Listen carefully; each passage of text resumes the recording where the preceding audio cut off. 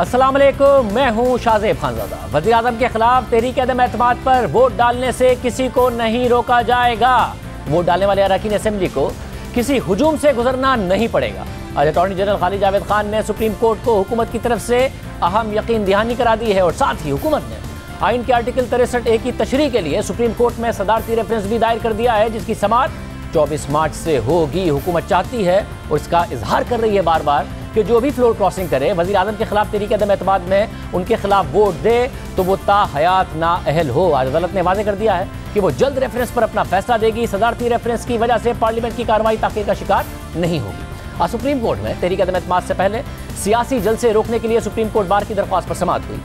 Chief justice Umar Ata Bandial और justice Munib Akhtar पर मुश्तमिल 2 रुकनी बेंच ने समाअत की। कमरा अदालत में शहबाज शरीफ, बिलावल भुट्टो ज़रदारी और मौलाना फजल रहमान समेत दीगर सियासी रहनुमा भी मौजूद थे।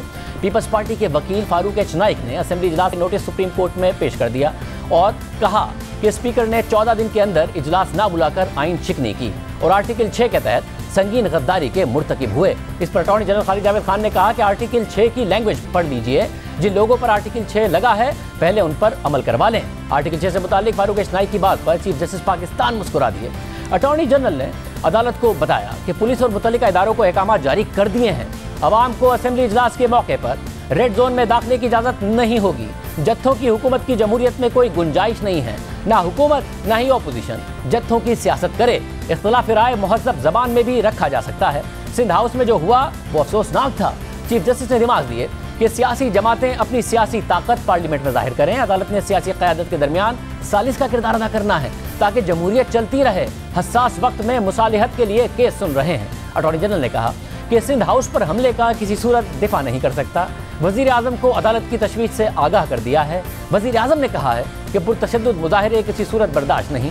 सिंध हाउस जैसा वाक़या दोबारा नहीं होना चाहिए। चीफ जस्टिस ने रिमार्क दिए कि सिंध हाउस में वाक़े पर अटॉर्नी जनरल का मौक़िफ़ खुशाइंद है। तवक्को है कि हुकूमत भी सिंध हाउस वाक़े की मजम्मत करेगी। अटॉर्नी जनरल ने कहा कि कोई रुकन इजलास में ना आना चाहे तो ज़बरदस्ती नहीं लाया जाएगा। पार्टी सरबरा आर्टिकल 63A के तहत अपना अख्तियार इस्तेमाल कर सकता है। जस्टिस मुनीब अख्तर ने सवाल किया कि कोई जमात इजलास में मुदाखलत से रोके और उसका रुकन असेंबली चला जाए तो फिर क्या होगा।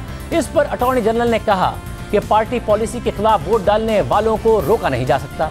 पार्टी पॉलिसी के खिलाफ वोट डालने पर आर्टिकल 63A की कार्रवाई होगी। अरकान असेंबली को असेंबली पहुंचने में रुकावट पैदा करने के मसले पर वज़ीर आज़म से बात की है। हल्फन कहता हूँ कि इजलास के दिन किसी को असेंबली आते वक्त हुजूम से गुजरना नहीं पड़ेगा। तहरीक-ए-एतमाद के दिन बाहर कोई हुजूम नहीं होगा। जस्टिस मुनीब अख्तर ने इस पर रिमार्क दिए कि सिर्फ तहरीक-ए-एतमाद के दिन नहीं, बाकी इजलास के दिनों में भी हुजूम नहीं होना चाहिए। अटॉर्नी जनरल ने सुप्रीम कोर्ट में यकीन दहानी कराई कि किसी भी दिन बाहर हुजूम नहीं होगा। तमाम अरकान असेंबली बगैर किसी रुकावट के असेंबली आ जा सकेंगे। आइन की कोई शिक किसी मुनहरिफ रुकन को वोट डालने से नहीं रोकती। चीफ जस्टिस ने रिमार्क दिए कि सदारती रेफरेंस पर लार्जर बेंच तश्कील देंगे। एडवाइजरी इख्तियार में सदारती रेफरेंस आया है। हमारा लहजा भी एडवाइजरी है। आप देख लें हम कितनी मिठास से बात कर रहे हैं। ये सिर्फ कानूनी मसला नहीं, सियासी मसला भी है। सियासत में तकब्बुर नहीं होता। अगर हम सब आपस में अफ़ाम तफ़हीम से रहें तो जमहूरियत चल सकती है। जो भी एहतजाज और जलसे हों ज़िला इंतज़ामिया की मुशावरत से हों। एक जमात जहां जलसा कर रही हो वहां दूसरी को इजाज़त नहीं होगी। दोनों फरीक़ैन के जलसों की टाइमिंग अलग हो ताकि तसादुम ना हो सके। तमाम फरीक़ैन तहम्मुल का मुज़ाहरा करें। लोगों को लाकर किसी वोट डालने वाले को रोकने की इजाज़त नहीं देंगे। कोशिश करें कि डी चौक पर जलसा ना हो। इकट्ठे बैठकर इत्तफ़ाक़ राय पैदा करें। स्पीकर पर कोई एतराज़ हो तो पार्लियामेंट में उठाएं। स्पीकर भी आइन का हिस्सा है। चीफ जस्टिस ने मज़ीद रिमार्क देते हुए कहा कि अटॉर्नी जनरल ने यकीन दिलाया है कि हुकूमत पुरअमन अंदाज में एहतजाज करेगी। हुकूमत इत्तेहादियों को नोटिस जारी नहीं किए। अगर इत्तेहादी अपनी नुमाइंदगी चाहते हों तो गुजारिशात दे दें। तमाम जमातें तहरीरी तौर पर अपना मौक़िफ़ देंगी। किसी को वोट डालने से रोकने का कोई सवाल रेफरेंस में नहीं उठाया गया। मौजूदा हालात में हुकूमत का मौक़िफ़ बहुत बेहतर नजर आ रहा है। चीफ जस्टिस ऑफ पाकिस्तान ने यह भी वाज़ेह कर दिया कि कोशिश करेंगे कि जल्द रेफरेंस पर अपना फैसला दें। सदारती रेफरेंस की वजह से पार्लियामेंट की कार्रवाई ताख़ीर का शिकार नहीं होगी। इसके बाद सुप्रीम कोर्ट ने केस की समाअत 24 मार्च तक मुलतवी कर दी। हुकूमत ने सदारती रेफरेंस में सुप्रीम कोर्ट से राय मांगी है कि अगर कोई रुकने पार्लियामेंट फ्लोर क्रॉसिंग करके वज़ीर आज़म के खिलाफ वोट देगा तो उसका वोट गिना जाएगा या नहीं, और वो शख्स डी सीट या ताहयात नाअहल करार पाएगा। हुकूमत का मौक़िफ़ है कि जो नाअहली है वो ताहयात होनी चाहिए। इस पर बात करेंगे। आज अदालत के सामने अपना मौक़िफ़ रखने वाले attorney general of Pakistan Khalid Javed Khan साहब हमारे साथ मौजूद हैं। खालिद जावेद खान साहब, बहुत शुक्रिया मुझे ज्वाइन करने के लिए। खान साहब, ज़ाहिर है जो रेफरेंस में सवाल अदालत के सामने रखा गया है और हुकूमत अब ये केस भी बिल्ड कर रही है हुकूमती वज़रा की ताहयात इसकी नाअहली हो, इसके हवाले से हम चाहते हैं कि हम अदालत में गए हैं।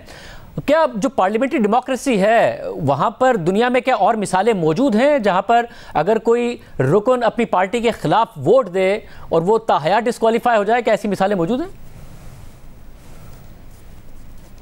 देखिए, हमारा अपना कॉन्स्टिट्यूशनल स्ट्रक्चर है और हम अपना एक हमारा ख़ास सियासी पस मंज़र भी है।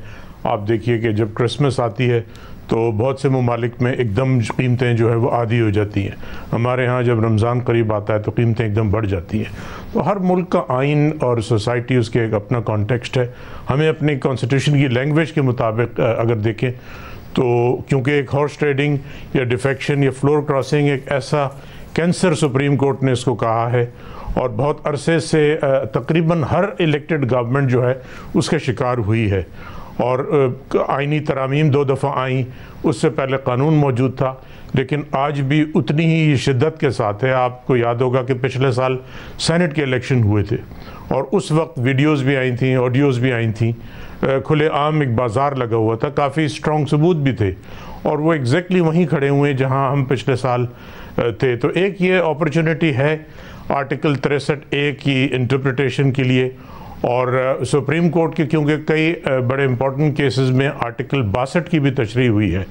तो गवर्नमेंट का ख्याल है कि 63A और 62 को अगर मिला के पढ़ा जाए तो एक केस बिल्ड किया जा सकता है कि ये सिर्फ डिफेक्शन या फ्लोर क्रॉसिंग का कॉन्सिक्वेंस ये नहीं होना चाहिए कि डिसीट हों और थोड़े दिन बाद दोबारा जो है आप आके अवेलेबल हों, अपने आप को एक बार फिर ऑफ़र करें डिफेक्शन के लिए और ये परपेचुएटिंग सिस्टम, ये जो है परपेचुअल हमेशा के लिए सिस्टम चलता रहे। तो एक बेहतर ये है कि अगर एक डिटेरेंस होगा, एक दफ़ा ये पता होगा कि लाइफ डिस्क्वालिफिकेशन है तो शायद ये प्रैक्टिस ख़त्म हो जाए और ये कॉन्शियस जो ऑब्जेक्टर्स हैं, मेंबर्स जिनका ज़मीर जागता है, उनके लिए तो कोई इशू ही नहीं है। जिस मौके पे उनको अगर एतराज़ हो पार्टी से, अपनी सीट से इस्तीफ़ा दें, दोबारा इलेक्शन करा के वापस आएँ और इज़्ज़त के साथ हाउस में अपनी पोजीशन लें।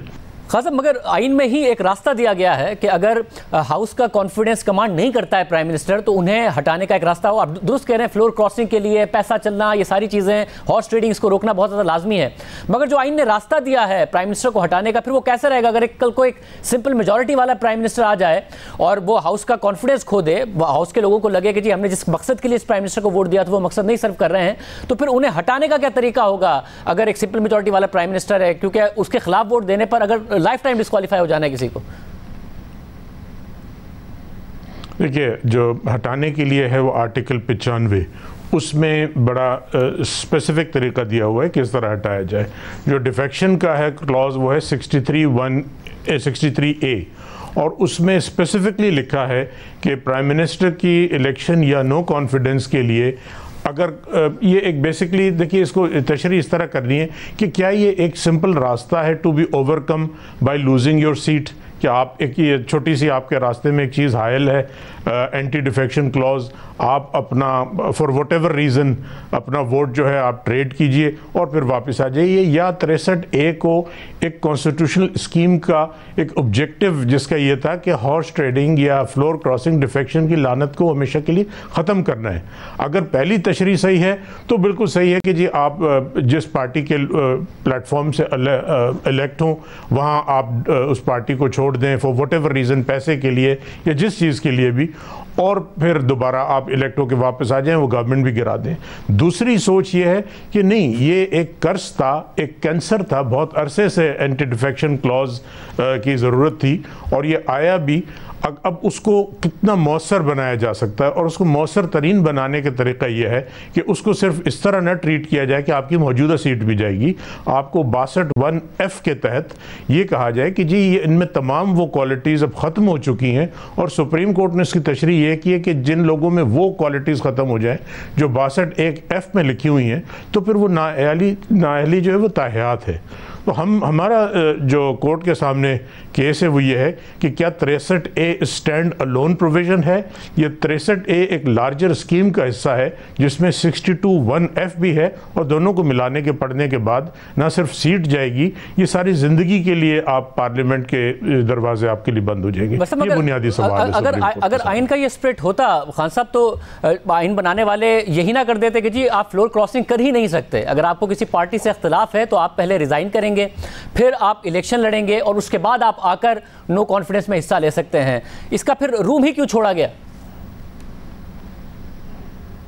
देखिए, आइन का स्पिरिट तो ये था कि आपको याद होगा कि पिछले साल जब गवर्नमेंट ने एक रेफरेंस फाइल किया था सीक्रेट बैलेट के लिए, बड़ी सिंपल लैंग्वेज थी और उसमें लोगों ने कहा था कि ये आधे घंटे का केस है और ये ख़त्म हो जाएगा, ऐसा कुछ नहीं है।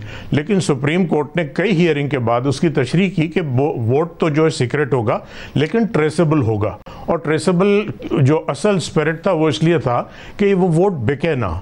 यहाँ भी हमारा केस बिल्कुल वैसा ही है कि आइन की जो लैंग्वेज है उसमें तो ये लिखा है कि जी आप वोट दे सकते हैं खिलाफ अगर सीट लूज कर जाएंगे, लेकिन अगर हम, जैसे मैंने अर्ज किया कि अगर हम इसको पूरे आइन को पढ़ें और बिलखुसूस एक क्वालिफिकेशन के लिए, ये क्वालिफिकेशन का स्टेज आएगा आपके डी सीट होने के बाद, तो उस दिन क्या ये आपकी जो पिछली डिफेक्शन है वो आपकी राह में ताहयात हायल होगी या उसको ट्रीट किया जाएगा कि वो एक बिल्कुल एक नॉर्मल सा प्रोसीजर था, मैंने जो है आइन को तोड़ा, आइन के स्पिरिट को तोड़ा, डिफेक्शन की, और ये कोई ऐसी बुरी चीज़ नहीं है कि जिसको ताहयात नाहली से डिस्करेज किया जाए। तो ये बुनियादी सवाल है कि जैसे मैंने अर्ज़ किया कि 63A और 62, क्योंकि 63A में ये नहीं लिखा है कि ये एक स्टैंड अलोन प्रोविजन है, वरना उसमें बड़ा आसान था, वो लिख देते कि जब आपकी डी सीट हो जाएंगे तो उसके बाद आप दोबारा इलेक्ट होकर वापस भी आ जाएंगे।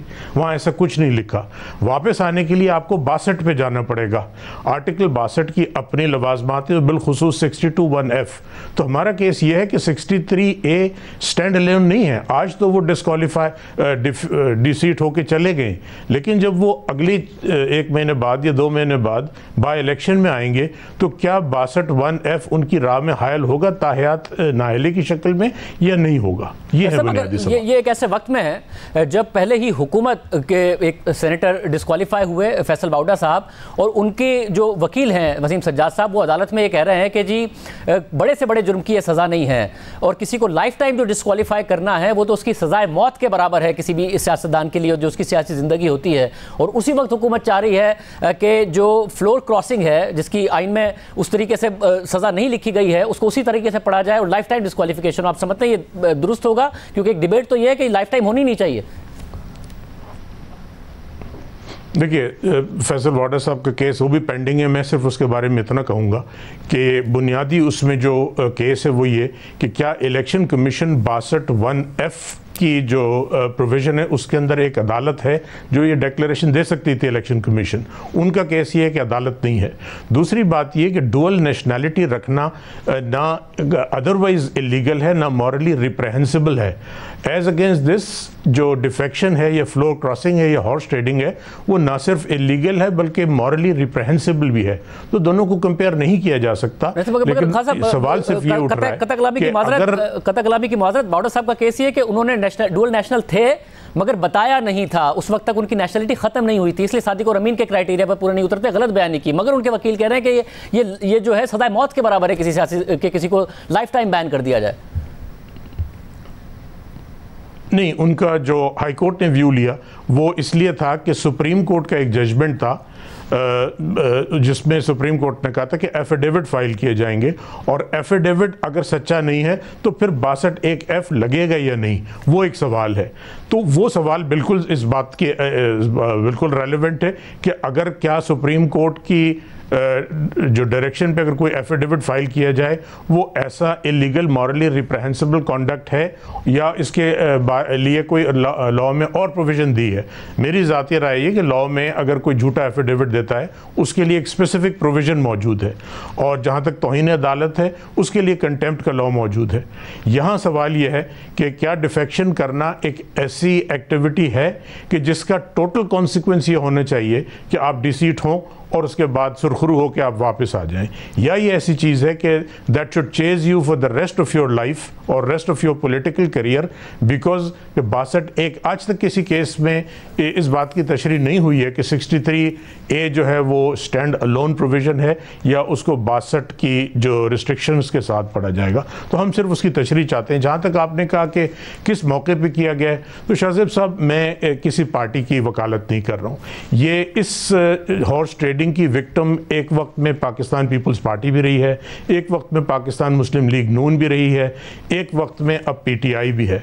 अगर ये तशरीह होगी तो ये सिर्फ मौजूदा हुकूमत या किसी एक पर्टिकुलर पार्टी के लिए नहीं होगी, ये हमारे पॉलिटिकल प्रोसेस के लिए होगी। और ये तमाम पॉलिटिकल पार्टीज़ को जो आज इसको अपोज कर रही हैं, at one point of time in past और इन फ्यूचर ये इनके लिए मसला है।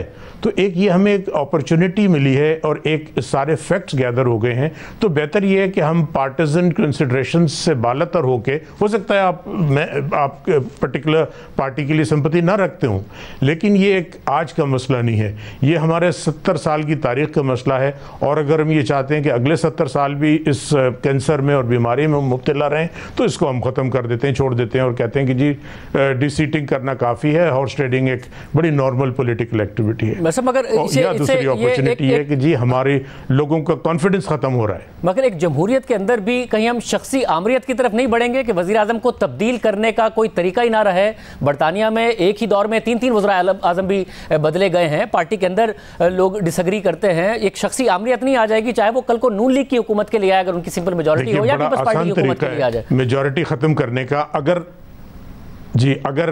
किसी पार्टी के अंदर जो मेंबर्स हैं वो डिसएग्री करते हैं और उनकी मेजॉरिटी ख़त्म करना चाहते हैं, बड़ा सिंपल तरीका है, अपनी सीटों से इस्तीफा दे दें, उनकी मेजॉरिटी ख़त्म हो जाएगी। वैसे मगर फिर वो एक माइनॉरिटी गवर्नमेंट होगी, फाइनेंस बिल पे अगर उसका डिफीट हो जाए वो गवर्नमेंट ख़त्म हो जाएगी। फिर अगर लेकिन तरीका ये बेहतर नहीं है कि ऐसे क्रिटिकल, सवाल फिर यही है कि अगर ऐसा होता तो आइन में वाज़े तौर पर ना लिख दिया गया होता कि जी नो कॉन्फिडेंस का एक ही तरीका है और वो तरीका यह है कि आप पहले सीट छोड़ेंगे और उसके बाद जीत कर आएंगे।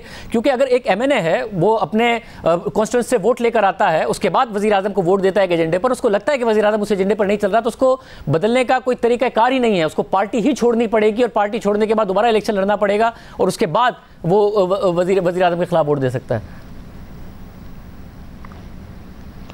देखिए, जो आपने सवाल किया जो मुझे समझ में आया, बिकॉज ऑफ ये डिस्टर्बेंस नहीं क्लियर था, लेकिन जो आपका सवाल है कि अगर आइन में सिर्फ यही तरीका होता, आइन में तरीका है 95 में जो नो कॉन्फिडेंस का, और इसमें कोलिशन गवर्नमेंट भी होती हैं। अगर कोलिशन पार्टनर्स चले जाते हैं उस पर 63A का कोई सवाल लागू नहीं होता। तो हम सिर्फ इस तनाजुर में नहीं देख रहे कि एक नो कॉन्फिडेंस के 63A 63A में और भी कई चीज़ें लिखी हैं।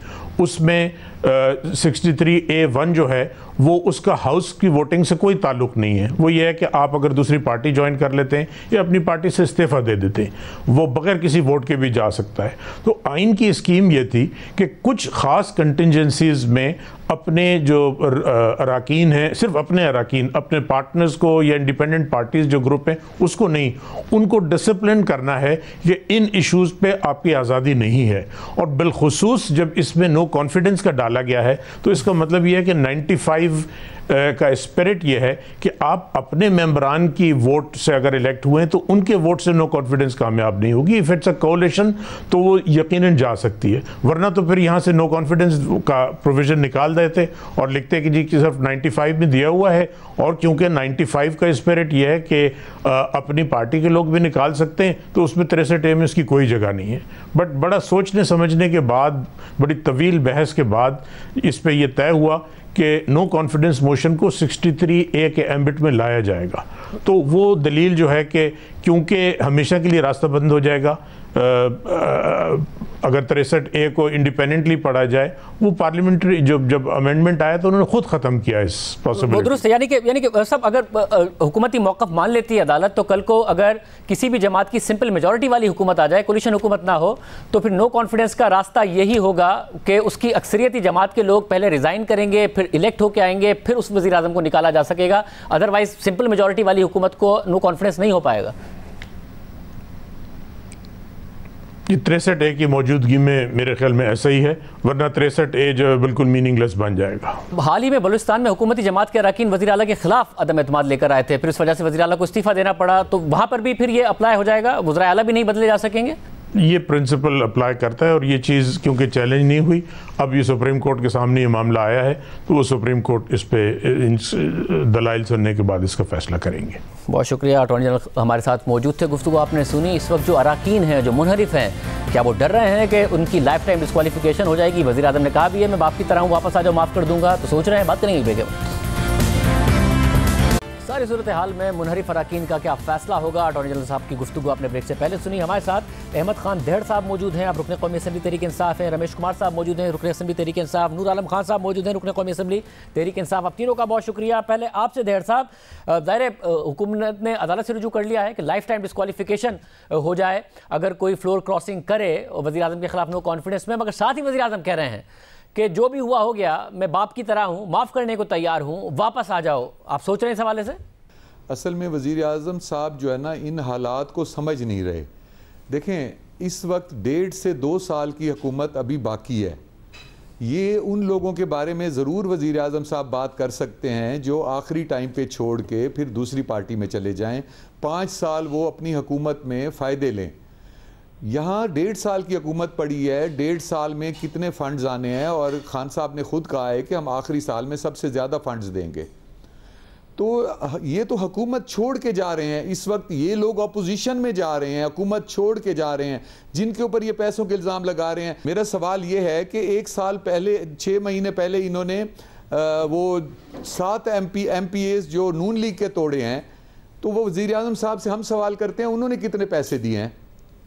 मकसद ये है कि क्या ये सारा कुछ पैसों के साथ ही होता है?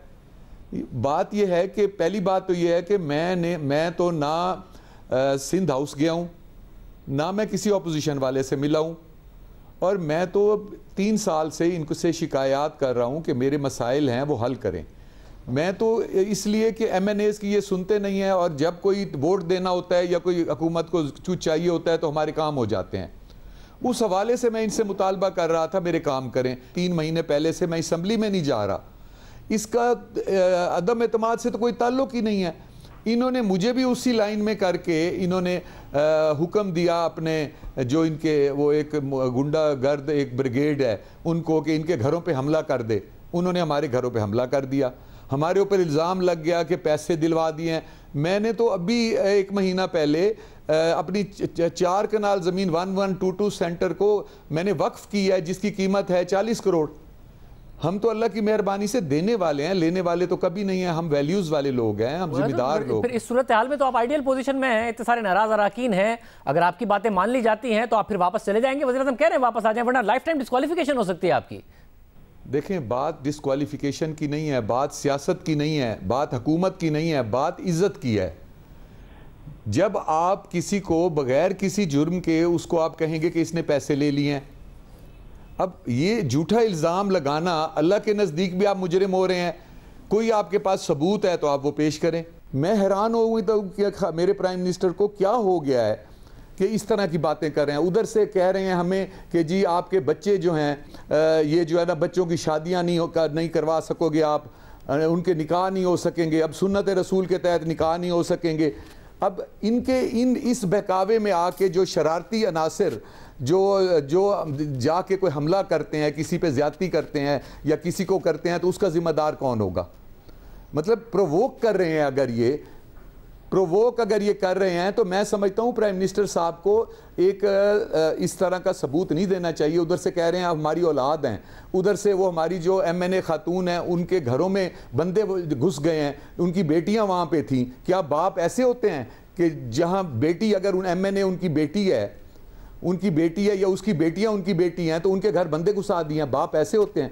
मैं इंतहाई सरापा एहतजाज हूँ प्राइम मिनिस्टर के। हम तो प्राइम मिनिस्टर के साथ खड़े हैं। हमने तो कभी नहीं कहा हम प्राइम मिनिस्टर इनको छोड़ रहे हैं PTI को। ये आम बात है, आपका मौक़िफ़ है। नूर आलम खान साहब, आप क्या कहिएगा? एक तरफ वज़ीर आज़म कह रहे हैं बाप की तरह हूँ, मैं माफ़ कर दूंगा, वापस आ जाओ। दूसरी तरफ सुप्रीम कोर्ट चली गई है, हुकूमत लाइफ टाइम डिस्क्वालिफिकेशन के लिए जो फ्लोर क्रॉसिंग करेगा। आप क्या सोच रहे हैं? बात यह है भी हम PTI के MNA हैं, लेकिन वापस कहाँ पे जाएं, क्या लोगों के कदमों में जाएं, वो हम नहीं चाहते। हाँ, दूसरी बात यह है कि वालिद का, मेरा तो एक ही वालिद, अपने बाप एक ही बाप होता है और वो है। हाँ, बुजुर्गों की हैसियत से उनके लिए उसमें बहुत बड़ी हैसियत चाहिए होती है।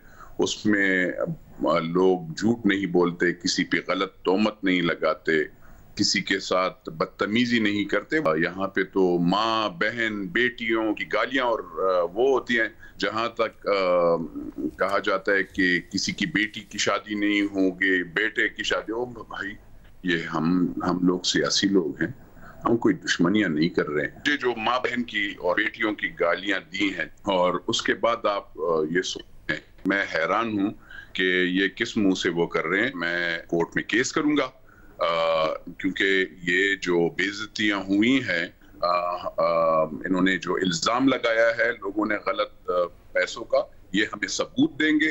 आजकल कुछ लोग का ये सोच होता है कि जैसे कि वो बंदों को शेरू की तरह ट्रीट करने पे लगे होते हैं। शेरू आप जानते हैं क्या है? शेरू इंसान को, अगर आप इंसान की इज्जत से वो मिलते और आप अगर कुत्ते की नजर से नहीं देखते तो आज ये हालात नहीं होते। लोग कुत्तों की तरह ट्रीट ना किया जाए। सर, तो आपका फिर फैसला नहीं बदलेगा एतमाद के हवाले से और पार्टी के हवाले से?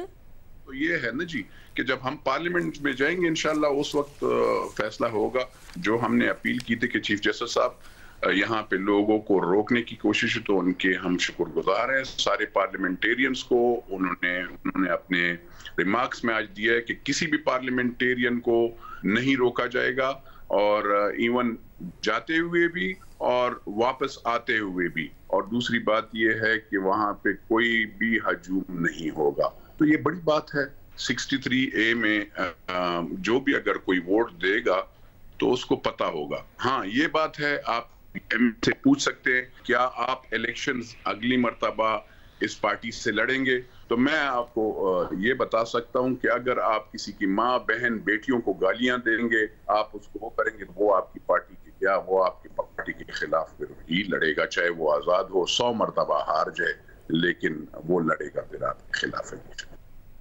रमेश कुमार साहब, वजीर आजम ने जितनी भी तनकीद की उसके बाद एक दरवाज़ा खोला है। एक तरफ अदालत दायर में चली गई है ज़ाहिर हुकूमत, जिसकी वजह से लाइफ टाइम डिस्क्वालिफिकेशन की तलवार लटक सकती है, मगर दूसरी तरफ वो कह रहे हैं मैं बाप की तरह हूँ, वापस आ जाओ, माफ़ कर दूंगा, जो हो गया सो हो गया। आप सोच रहे हैं वापस जाने का? मेरे लिए सबसे पहले पाकिस्तान है। मैं समझता हूं कि पाकिस्तान को अगर बेहतरीन डायरेक्शन के अंदर लेके जाना है तो पाकिस्तान के अंदर एक स्टेबिलिटी चाहिए। अब इनस्टेबिलिटी नहीं चल सकती। कल मैंने आपको परसों आपके प्रोग्राम में 33 मेंबर बताए थे, आज 35 मेंबर, मतलब 2 मेंबर और बढ़ गए। 35 मेंबर जो है इस वक्त अपने ग्रीवेंसेस शो कर रहे हैं पार्टी के साथ कि ये हमारे ग्रीवेंसेस हैं। अब उन ग्रीवेंसेस के ऊपर ये नोटिस भी दे देते हैं, मतलब अपने बागियों की लिस्ट में भी डाल देते हैं। भाई ग्रीवेंसेस है तो आप उनसे ग्रीवेंसेस सुने। मैंने पहले दिन जब मेरी ज्वाइनिंग है, आप प्राइम मिनिस्टर साहब से पूछो, प्राइम मिनिस्टर साहब भी 5 वक्त नमाजी बनाए, उनसे पूछे कि मेरी पहली क्या था कमिटमेंट कि हम एज ए कम्युनिटी लीडर आप कम से कम मेवेक्यू ट्रस्ट का चेयरमैन, ईटीपीबी का चेयरमैन जो है वो हिंदू लगाएंगे। मुझे कहा कि आप, मैंने कहा मैं एमएनए हूं, मैं नहीं लग सकता, आप उसको लगाएं। मगर आज तक क्यों नहीं लगा? फोर्स्ड कन्वर्जन क्यों नहीं रुकी? क्यों बिल उसके? आज भी सुप्रीम कोर्ट की जजमेंट 19 जून 2014 की जजमेंट, मुझे सुप्रीम कोर्ट का सहारा लेना पड़ता है उसकी इंप्लीमेंटेशन के लिए। ये सारी बातें मेरी हुई थी, मगर एक काम माइनॉरिटी के लिए नहीं हुआ। आपने कहा कि 33 से 35 हो गए हैं। अब जबकि ये सारे इकदाम हुए हैं, वज़ीर आज़म ने तकरीर भी की, साथ में सुप्रीम कोर्ट भी गई है, उसके बाद नहीं ऐसे बहुत सारे लोग जो ये सोच रहे हो कि लाइफ टाइम डिस्क्वालिफिकेशन से भी बचा जाए, हुकूमत से भी बार्गेन कर लिया जाए, अपने मुतालबात मनवा लिए जाए और वापस जाया जाए, बजाय इसके कि अदम एतमाद में साथ दिया जाए? शाहजेब साहब, मेरे हिसाब से कोई बंदा नहीं जाएगा। जो भी खानदानी लोग, देखो 2, 3, 4 लोग हैं जो रिजर्व सीट वाले हैं, बाकी सारे सीनियर पॉलिटिशियन हैं, मेरे समेत सारे सीनियर पॉलिटिशियन हैं। उनके लिए कोई माने वो अगर ऐसी कोई सिचुएशन हुई तो वो रिजाइन कर देंगे, रेजिग्नेशन की तरफ जाएंगे, दोबारा इलेक्शन में जीत कर आ जाएंगी। मगर आप समझिए कि ये इस तरीके से, और जिसका कोई चांस नहीं है, वोट हर एक बंदे का कास्ट होगा, वो हक है, कॉन्स्टिट्यूशन क्लियर है। वोट कास्ट होने के बाद शोकाज इशू होगा, 2 दिन का स्पीकर का नोटिस होगा, महीने के अंदर इलेक्शन कमीशन डिसीजन करेगा, 90 डेज का सुप्रीम कोर्ट का टाइम होगा। ये कॉन्स्टिट्यूशन हमारा क्लियर है। ज्यादा से ज्यादा अगर सुप्रीम कोर्ट की जजमेंट आई कि 63 जो है वो अगर इस तरीके से पार्लियामेंट्री जो कॉन्स्टिट्यूशन में ये लिखा हुआ है, मगर अगर आप समझते हैं कि ये है तो उसके हवाले से कानून साजी हो, क्योंकि कॉन्स्टिट्यूशन अभी इस चीज को क्लियर नहीं करता। ज्यादा सुप्रीम कोर्ट से ये आएगी, मगर सुप्रीम कोर्ट कभी ये नहीं कहेगी कि आप इस वक्त जो है वो पूरे डिस्क्वालीफाई हो जाएंगे। मैं नहीं समझता। बहुत शुक्रिया नाज़रीन, गुफ्तगू आपने सुनी है। ऐसे में अब अपोजिशन क्या कर रही है? इत्तेहादियों को मनाने की कोशिश करेगी ताकि इस सूरत हाल से बचा जा सके, और क्यों अगर सुप्रीम कोर्ट का फैसला अदम एतमाद से पहले नहीं आता है। ब्रेक के बाद बात करेंगे।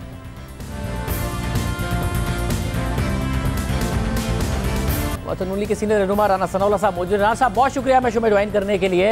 राना साहब, हुकूमत ने तो बाकायदा अब अदालत भी चली गई है और एक तलवार लटका दी है कि लाइफ टाइम डिस्क्वालिफिकेशन हो, तो ये जो लोग हैं तहरीक इंसाफ के, इनके दिलों में ये डर नहीं होगा कि जी नून लीग के लिए या पीपल्स पार्टी के लिए ये काम करेंगे हम, वो लाइफ टाइम डिस्क्वालीफाई हो जाएंगे, अब आपको इत्यादियों को नहीं मनाना पड़ेगा?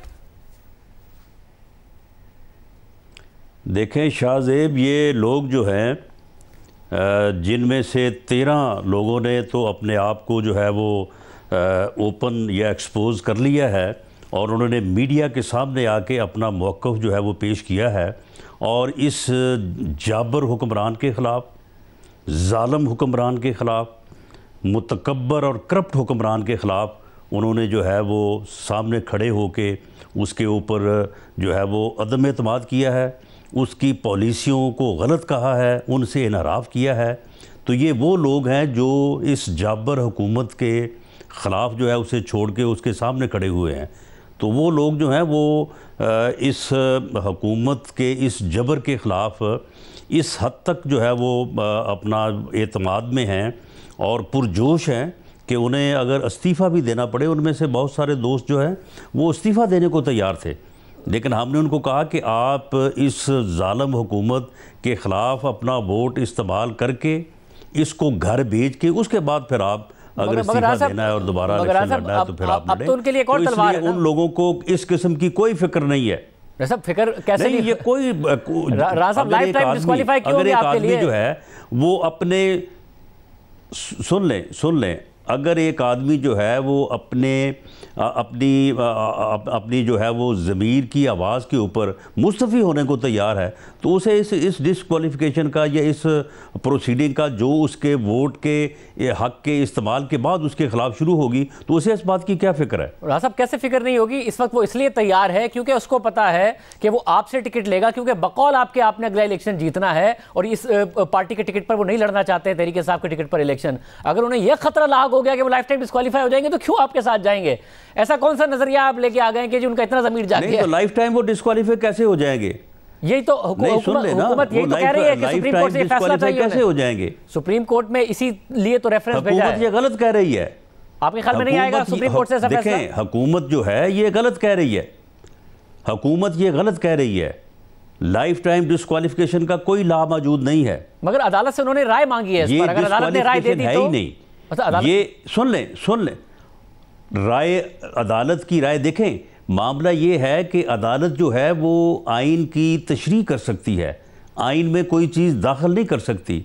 आइन में ये चीज़ मौजूद है कि अगर कोई मेंबर जो है वो अपनी पार्लिमानी पार्टी की डायरेक्शन के ख़िलाफ़ या हुकूमत के ख़िलाफ़ अपनी राय का इजहार करता है, अपने वोट का इस्तेमाल करता है, तो उसकी ये डिस्क्वालिफिकेशन नहीं है। हाँ, उसको जो है वो ये एक यानी कास्ट है कि उसको डी सीट जो है वो हो सकता है और उसके लिए एक प्रोसीजर जो है वो दिया गया है कि डिक्लेरेशन किस तरह से होगी, फिर उसके बाद जो है वो इलेक्शन कमीशन फैसला करेगा और उसके बाद जो भी इलेक्शन कमीशन फैसला करे दोनों फ्रीकों को जो है वो अपील करने का सुप्रीम कोर्ट के पास हक हासिल है।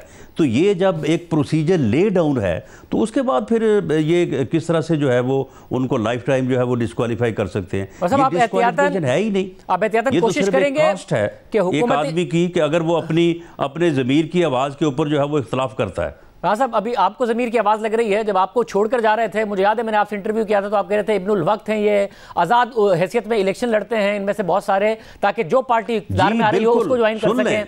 ऐसा ना आपको कुछ अर्से बाद आप इस पोजीशन में सुन लें शाहजेब, नहीं शाहजेब सुन लें, ये सिर्फ बात मैं ही नहीं कह रहा, ये बात इमरान खान साहब ने भी कही है।